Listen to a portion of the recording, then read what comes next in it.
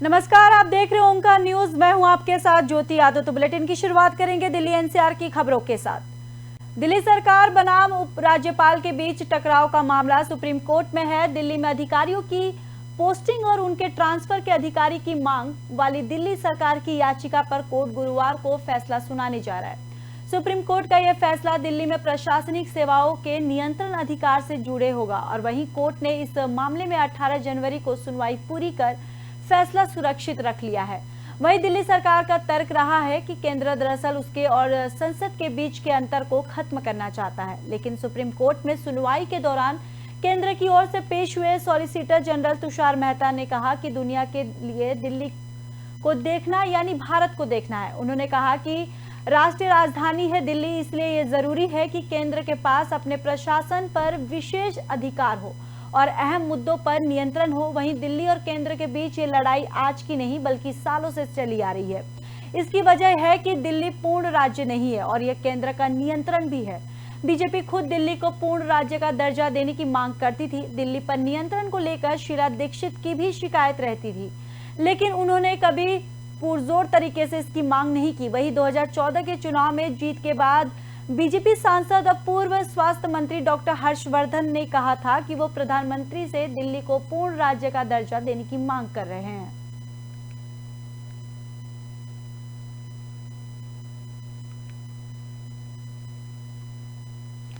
दिल्ली के जंतर मंतर पर बैठे पहलवानों के समर्थन में शहर के लोग भी लामबंद है। कहीं विरोध प्रदर्शन कर रहे हैं और सरकार का पुतला भी फूंका गया, तो वहीं कहीं कैंडल मार्च निकालकर नाराजगी व्यक्त की गई है। प्रदर्शनकारियों ने भारतीय कुश्ती संघ के अध्यक्ष और सांसद बृजभूषण को तत्काल गिरफ्तार करने की मांग की। वहीं लोगों ने कहा कि देश की बेटियां पिछले 17 दिनों से न्याय के लिए जंतर मंतर पर बैठी हैं। केंद्र सरकार आरोपी पर एक्शन लेने के बजाय उन्हें बचाने में लगी है।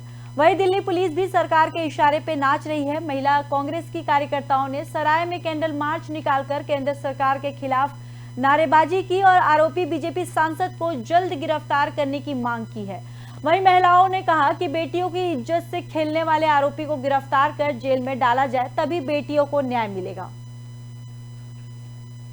तो आपको बताते चले कि लगातार 17 दिन से पहलवानों का ये प्रदर्शन जारी है। साथ ही साथ आपको बताते चले कि पहलवानों के समर्थन में अब शहर के लोग भी लामबंद है।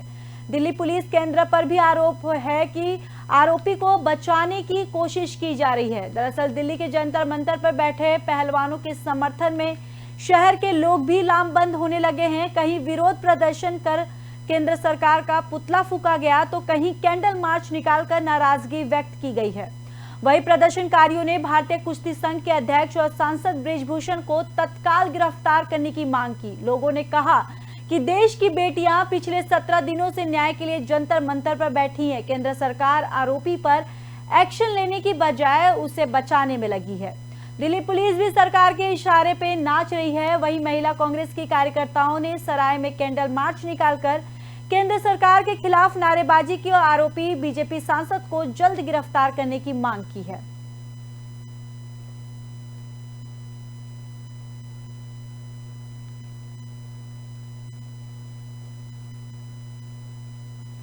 जंतर मंतर पर बैठे पहलवानों के समर्थन में आज बीएसपी के कार्यकर्ताओं ने लघु सचिवालय में प्रदर्शन किया है और सीटीएम के माध्यम से राष्ट्रपति के नाम पर ज्ञापन सौंपा। इस मौके पर पहलवानों के समर्थन में कहा कि वह देश की बेटियों के साथ और इस मुहिम को अंजाम तक पहुंचाकर मानेंगे।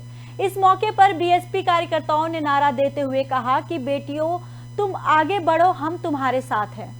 उन्होंने ये भी कहा कि बीजेपी सरकार ने बेटी बचाओ बेटी पढ़ाओ का नारा दिया, लेकिन पिछले कई दिनों से देश का मान बढ़ाने वाली और मेडल लाने वाली बेटियां जंतर मंतर पर धरने पर बैठी हैं, लेकिन अभी तक आरोपी की गिरफ्तारी नहीं हो पा रही है। उन्होंने कहा कि बीएसपी कार्यकर्ता पूरी तरह से बेटियों के साथ है और जब तक आरोपी की गिरफ्तारी नहीं होती तब तक प्रदर्शन करते रहेंगे। तो जंतर मंतर पर पहलवानों का प्रदर्शन लगातार जारी है और अब इस प्रदर्शन को समर्थन देते हुए बीएसपी कार्यकर्ताओं ने भी सामने आए हैं। और साथ ही साथ आपको बताते चले कि कार्यकर्ताओं ने लघु सचिवालय में प्रदर्शन किया और सीटीएम के माध्यम से राष्ट्रपति के नाम पर ज्ञापन सौंपा है। इस मौके पर पहलवानों के समर्थन में कहा गया कि वह देश की बेटियों के साथ हैं और इस मुहिम को अंजाम तक पहुंचाकर ही मानेंगे। इस मौके पर बीएसपी कार्यकर्ताओं ने नारा देते हुए कहा कि बेटियों तुम आगे बढ़ो, हम तुम्हारे साथ हैं। उन्होंने कहा कि बीजेपी सरकार ने बेटी बचाओ बेटी पढ़ाओ का नारा दिया, लेकिन पिछले कई दिनों से देश का मान बढ़ाने वाली और मेडल लाने वाली बेटियों जंतर मंतर पर धरना दे रही हैं, लेकिन अभी तक आरोपी की गिरफ्तारी नहीं हो पा रही है।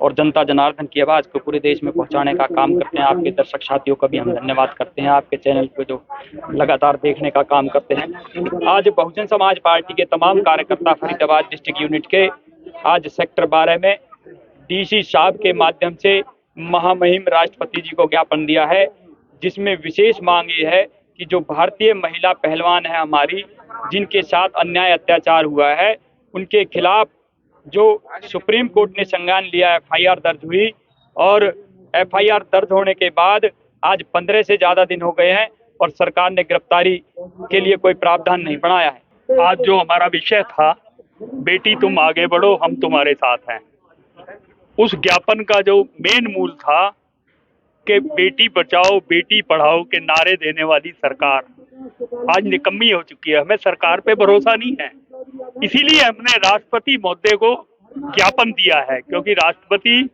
पूरे देश का होता है, किसी पार्टी का नहीं होता। हमें इस बीजेपी सरकार के ऊपर जरा भी भरोसा नहीं है, इसलिए हमने ज्ञापन राष्ट्रपति जी को दिया है। और बहुत दुख की बात है जब मेडल लेके आती हैं बेटियां, देश का सम्मान बचाती हैं, सेम बेटियां जब देश का सम्मान को ऊपर ले जाती हैं। और जनता जनार्दन की तो वहीं रैपिड एक्स के 82 किलोमीटर लंबे कॉरिडोर में 12 किलोमीटर की भूमिगत भाग में निर्माण कार्य एकदम और आग बढ़ गया है। आपको बताते चले कि national capital region transport corporation ने वैशाली से आनंद विहार तक 2 किलोमीटर लंबी पहली सुरंग तैयार कर ली है। वहीं आपको बताते चले कि बुधवार को वैशाली से आनंद विहार तक पहली सुरंग की खोदाई का काम पूरा हो गया है। वहीं समांतर दूसरी 2 किलोमीटर लंबी सुरंग में 1.60 किलोमीटर भाग में खोदाई का काम पूरा हो गया। वहीं दूसरी सुरंग का निर्माण कार्य जून तक पूरा होने की संभावना जताई जा रही है।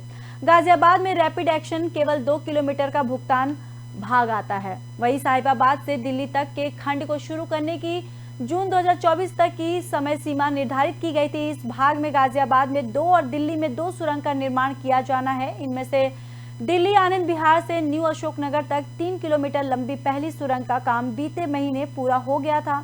अब इस सुरंग के समांतर दूसरी सुरंग का काम आखिरी चरण में है। वहीं एनसीआरटीसी के मुख्य जनसंपर्क अधिकारी पुनीत वत्स का कहना है कि साहिबाबाद में दिल्ली तक भूमिगत भाग में अब केवल 800 मीटर की सुरंग की खोदाई का काम शेष बचा है और जिसे जल्द पूरा कर लिया जाएगा।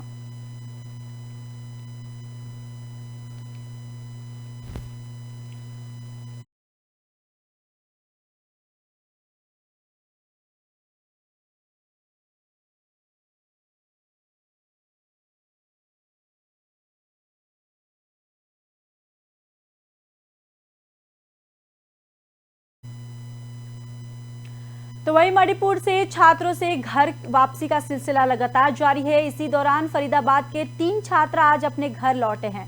इस मौके पर छात्रों ने मीडिया से खास बातचीत की। बताते चले कि मणिपुर से हालातों में फंसे छात्रों ने अपनी सुरक्षित घर वापसी के लिए हरियाणा सरकार और अधिकारियों का धन्यवाद किया है। दरअसल छात्रों का कहना है कि इन दिनों काफी डरे हुए थे वो, जिसके बाद उन्होंने हेल्पलाइन के माध्यम से सरकार से मदद मांगी और 1 दिन के अंदर ही उनकी घर वापसी हो गई है। इसके लिए सरकार का वो धन्यवाद कर रहे हैं। तो आपको बताते चले कि मणिपुर से छात्रों के घर वापसी का सिलसिला लगातार जारी है और इसी दौरान फरीदाबाद के 3 छात्र आज अपने घर लौटे हैं। दरअसल इस मौके पर छात्रों ने मीडिया से खास बातचीत की और बताते चले कि मणिपुर के हालातों में फंसे छात्रों ने अपनी सुरक्षित घर वापसी के लिए हरियाणा सरकार और अधिकारियों का धन्यवाद किया। छात्रों का कहना है कि वो काफी डरे हुए थे, जिसके बाद उन्होंने हेल्पलाइन के माध्यम से सरकार से मदद मांगी और 1 दिन के अंदर उनकी घर वापसी हो गई है। इसके लिए सरकार का वो धन्यवाद कर रहे हैं।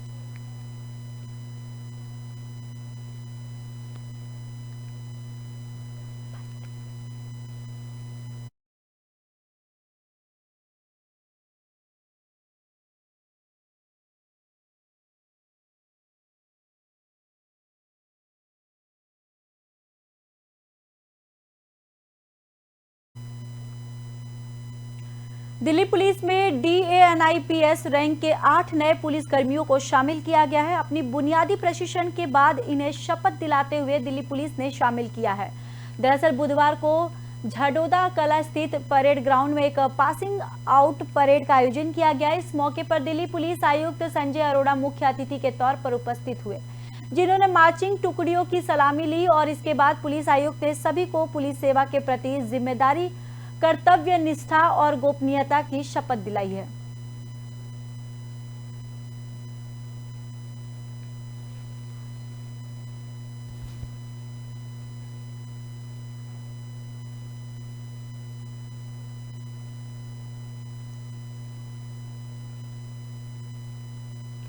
ग्रेटर नोएडा के सूरजपुर कोतवाली क्षेत्र में बिजली के बिल के बकाया को लेकर दो पक्षों में जमकर मारपीट हुई। मारपीट की पूरी वारदात घटनास्थल के पास लगे सीसीटीवी कैमरे में कैद हो गई है। वही वीडियो में देख सकते हैं कि कैसे दो युवक बाइक पर बैठकर बात करते हुए नजर आ रहे। तभी अचानक से एक युवक दूसरे युवक पर हमला कर देता है और मारपीट शुरू हो जाती है। वही दोनों ही तरफ से जमकर लात घूंसे चलते हैं। वहां मौजूद लोग दोनों को किसी तरीके से छुटाकर शांत कराते हैं, लेकिन पीड़ित सूरजपुर कोतवाली पुलिस से शिकायत की है। पुलिस सीसीटीवी फुटेज के आधार पर कार्रवाई की बात भी कर रही है। तो आपको बताते चले कि बिजली बिल के बकाया को लेकर दो पक्षों में जमकर मारपीट हुई है। दरअसल मारपीट की ये पूरी वारदात घटनास्थल के पास लगे सीसीटीवी कैमरे में कैद हो गई। वही वीडियो में देख सकते हैं कि कैसे दो युवक बाइक पर बैठकर बात करते हुए नजर आ रहे। तभी अचानक से एक युवक दूसरे युवक पर हमला कर देता है और मारपीट शुरू हो जाती है। वही दोनों ही तरफ से जमकर लात घूंसे चलते हैं। वहां मौजूद लोग दोनों को किसी तरीके से छुटाकर शांत करवाते हैं। दरअसल पीड़ित सूरजपुर कोतवाली पुलिस से शिकायत की है। पुलिस सीसीटीवी फुटेज के आधार पर कार्रवाई की बात भी कर रही है। तो बिजली बकाया बिल को लेकर दो पक्षों में जमकर मारपीट हुई है। एक पक्ष के लोगों ने दूसरे पक्ष के साथ मारपीट की है। बताते चले कि वहां स्थानीय लोगों ने किसी तरीके से दोनों पक्षों को छुड़ाया और साथ ही साथ आपको बताते चले कि ये जो पूरी घटना वहां पे लगे सीसीटीवी कैमरे में कैद हो गई है। अब इस पूरे मामले में पुलिस संज्ञान लेते हुए आगे की कार्रवाई में जुट गई है। तो बताते चले कि ग्रेटर नोएडा के सूरजपुर कोतवाली क्षेत्र में बिजली के बिल के बकाया को लेकर दो पक्षों में जमकर मारपीट हुई। मारपीट की पूरी वारदात घटनास्थल के पास लगे सीसीटीवी कैमरे में कैद हो गई है। और वहीं वीडियो में देख सकते हैं साफ तौर से कि कैसे दो युवक बाइक पर बैठकर बात कर रहे थे और तभी अचानक से एक युवक आता है और उस पर हमला कर देता है और जिसके बाद ये मारपीट शुरू हो जाती है। वहीं दोनों तरफ से जमकर लात घूंसे भी चलते हैं। वहां मौजूद लोग दोनों को किसी तरीके से छुटाकर शांत कराते हैं। लेकिन वहीं आपको बताते चले कि पीड़ित सूरजपुर कोतवाली पुलिस से शिकायत की है। पुलिस सीसीटीवी फुटेज के आधार पर कार्रवाई की बात भी कर रही है।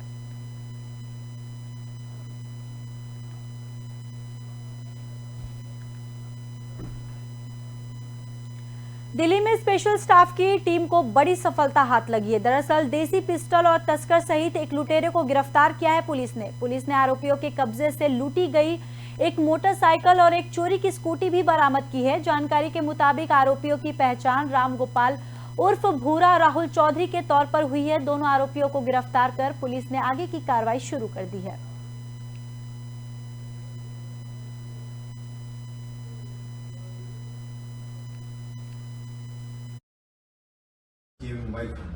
दो मोबाइल फोन भी रिकवर। इस वेपन का सोर्स को लेकर जैसे कि हमारा ऑलवेज कोशिश रहा है द्वारका जिले में कि हम चीज़ों को डीप में जाएं और फर्दर पूरे चीज़ों को का तहकीकात करें।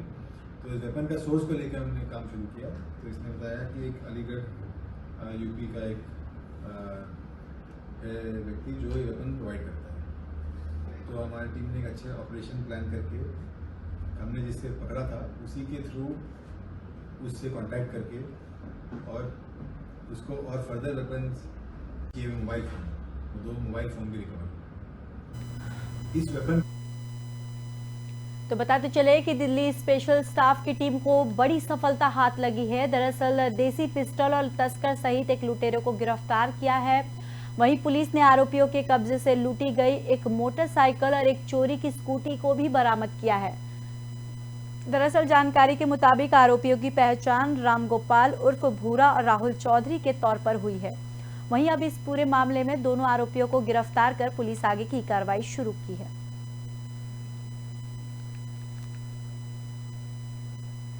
फिलहाल दिल्ली एनसीआर की खबरों में बस इतना ही। बाकी देश और दुनिया की खबरों के लिए देखते रहिए ओंकार न्यूज।